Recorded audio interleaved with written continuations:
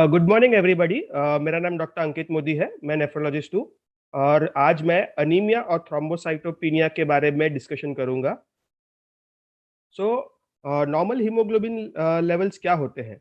In a normal person, जिस patient को kidney problem नहीं है, उनका in males it is 16 to 18 grams पर decilitre and in females it is 14 to 16 grams पर डेसीलीटर।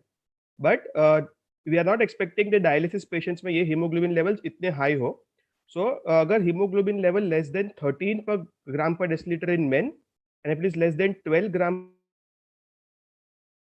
पर decilitre for women, then we can tell that ये patient को अनीमिया है।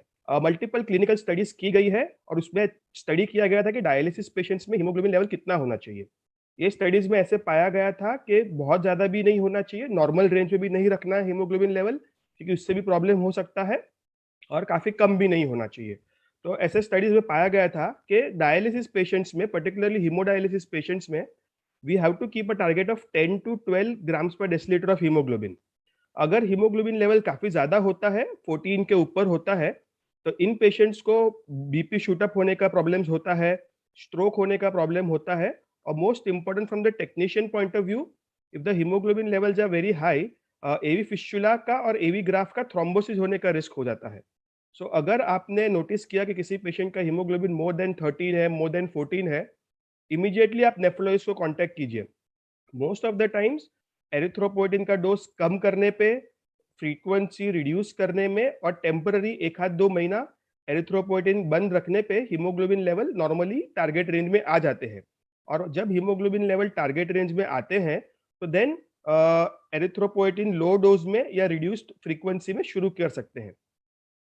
Even after stopping erythropoietin for 1 month 2 month, अगर बोलो कि haemoglobin level high ही रहता है, तो फ्लेबोटॉमी करने की जरूरत पड़ सकती है। So now we will come to the main part of the topic कि डायलिसिस पेशेंट्स में अनीमिया क्यों होता है और उसके वजह से पेशेंट्स को क्या प्रॉब्लम हो सकते हैं। So most common reason is erythropoietin deficiency. जैसे किडनी काम नहीं करती है तो एरिथ्रोपोइटिन नहीं बनता है और हीमोग्लोबिन नहीं बनता है। Second most important reason is iron deficiency and blood loss. ये पेशेंट अच्छे से खाना नहीं खाते हैं, diet is deficient in iron.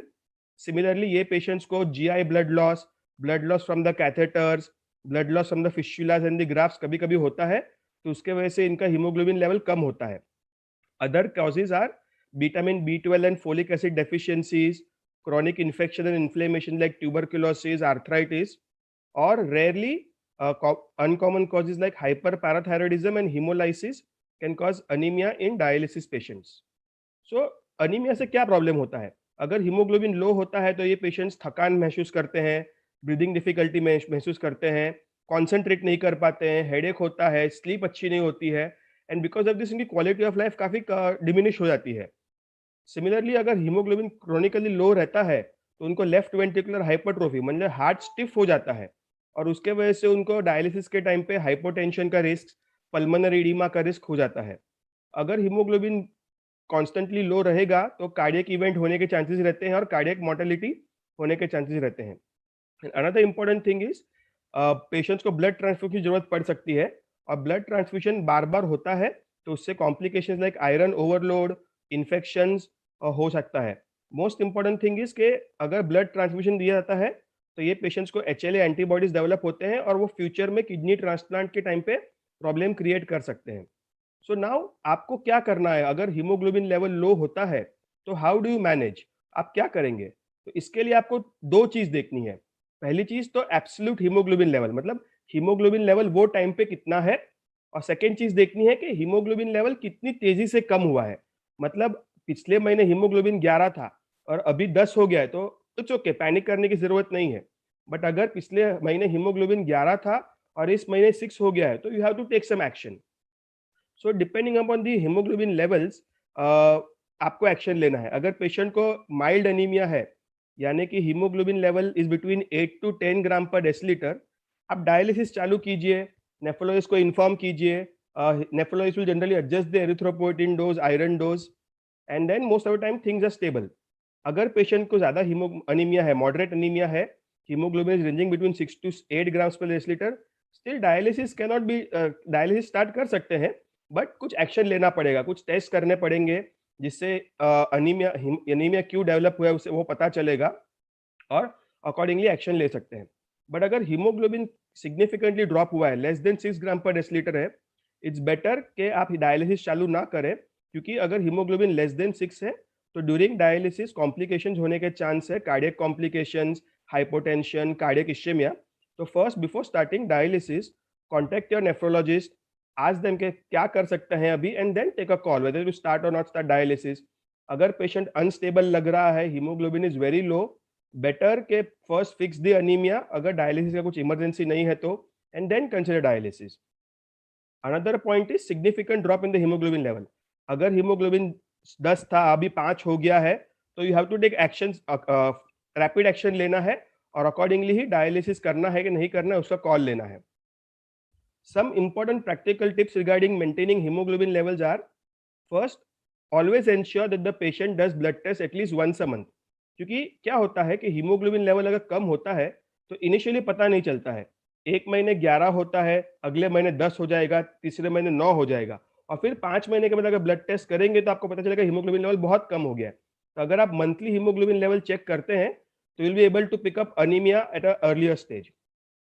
Second important point is कि पेशेंट एरिथ्रोपोएटिन, आयरन, मल्टीविटामिन ले रहा है कि नहीं ले रहा है। अगर नहीं ले रहा है तो यू एनकरेज देम कि आपको हीमोग्लोबिन इंजेक्शंस, आयरन के इंजेक्शंस जैसे बताया गया है, डोज और frequency is important. Third mistake जो बहुत सारे पेशेंट्स करते हैं कि एरिथ्रोपोएटिन के injections cold chain properly maintain नहीं होते हैं, तो उससे हीमोग्लोबिन के इंजेक्शंस का इफेक्ट चला जाता है और पेशेंट्स को अनीमिया डेवलप होता है। नेक्स्ट इंपॉर्टेंट पॉइंट इज कि ब्लड ट्रांसफ्यूजन अवॉइड करें, क्योंकि क्या होता है, हीमोग्लोबिन लेवल कम है, ब्लड दे दो, हीमोग्लोबिन टेम्पररी बढ़ जाएगा और उससे सब प्रॉब्लम सॉल्व हो जाएगा। नहीं, उससे प्रॉब्लम सॉल्व नहीं होता है। जैसे मैंने बताया, ब्लड ट्रांसफ्यूजन के बहुत सारे कॉम्प्लिकेशंस है। हेपेटाइटिस बी इन्फेक्शन हो सकता है, हेपेटाइटिस सी इन्फेक्शन हो सकता है, और आगे जाके ट्रांसफ्यूजन देके किडनी ट्रांसप्लांट में भी कॉम्प्लिकेशंस कर सकता है। तो अगर हीमोग्लोबिन लेवल बहुत ज्यादा कम है तो ठीक है, आप 1 यूनिट दे दीजिए डॉक्टर के साथ कंसल्ट करके, but don't give unnecessary blood transfusions. और check haemoglobin levels more if frequently indicated. अगर पेशेंट्स को हाइपोटेंशन हो रहा है, पेशेंट को बहुत ज्यादा कमजोरी हो रही है, ड्यूरिंग डायलिसिस चेस्ट पेन हो रहा है, तो चेक करिए हीमोग्लोबिन, क्योंकि low haemoglobin level anaemia might be contributing to all this symptoms. So a low hemoglobin level should be assessed properly, action should be taken, and unnecessary blood transfusion should be avoided. So now let's come to the second part of the topic, that is thrombocytopenia। Thrombocytopenia माने platelet count कम होना। Platelet count normally 1.5 to 4.5 lakhs होते हैं। Platelet count helps दे कि body का clotting, blood clotting बराबर हो।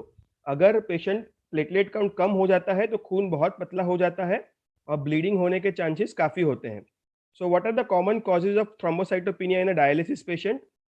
First is pseudothrombocytopenia, blood collection बराबर नहीं किया गया है। Second cause is heparin induced thrombocytopenia. ये पॉइंट को इंपॉर्टेंट रखना है, क्योंकि अगर पेशेंट को अभी रिसेंटली डायलिसिस शुरू किया गया है और हिपैरिन दिया गया है और प्लेटलेट काउंट कम होते हैं, तो हिपैरिन इंड्यूस्ड थ्रोम्बोसाइटोपिनिया हिट को हमेशा कंसिडर करना चाहिए। Other rare causes include dialysis related thrombocytopenia, various drugs causing thrombocytopenia, and infections like hepatitis B, hepatitis C, sepsis, all those causing thrombocytopenia. So what are the consequences of thrombocytopenia? Thrombocytopenia से क्या problem हो सकता है?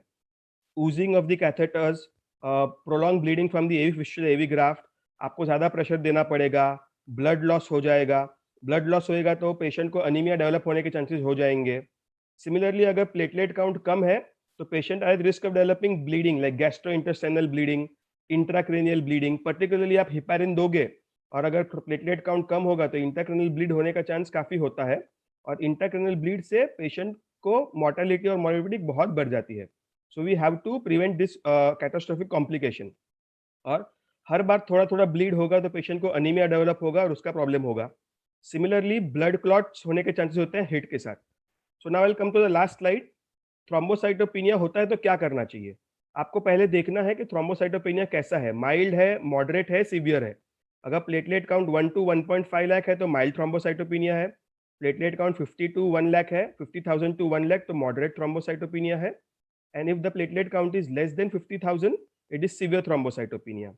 So depending upon the platelet count and depending upon the clinical situation, you have to decide heparin use करना है या heparin use नहीं करना है।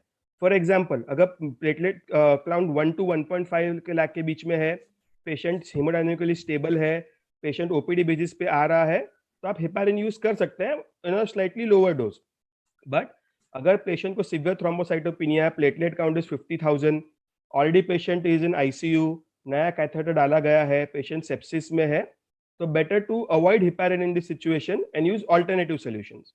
सिमिलरली, अगर पेशेंट को रिसेंटली हेपारिन यूज किया गया है और प्लेटलेट काउंट ड्रॉप हो रहा है, तो कंप्लीटली हेपारिन अवॉइड कीजिए, बिकॉज अगर आप पेशेंट को हिट है और अगर आप हेपारिन देंगे तो कॉम्प्लिकेशंस और बढ़ जाएंगे, क्लॉटिंग और बढ़ जाएगा और प्लेटलेट काउंट और ड्रॉप हो जाएगा। So patients haemoglobin levels, patients haemodynamic stability, patient अगर पोस्ट ऑपरेटिव है, कुछ मेजर सर्जरी हुआ है नहीं हुआ है, कैथेटर कब डाला गया है, फ्रेश कैथेटर डाला है कि नहीं, और प्लेटलेट काउंट कितना है, then you have to take into consideration कि आपको थ्रोम्बोसाइटो हेपारिन देना है या अल्टरनेटिव यूज करना है। So I hope at the end of this presentation आपको आइडिया आ जाएगा कि अगर हीमोग्लोबिन कम है और प्लेटलेट कम है तो आप क्या एक्शन लेंगे। Questions are welcome. Thank you.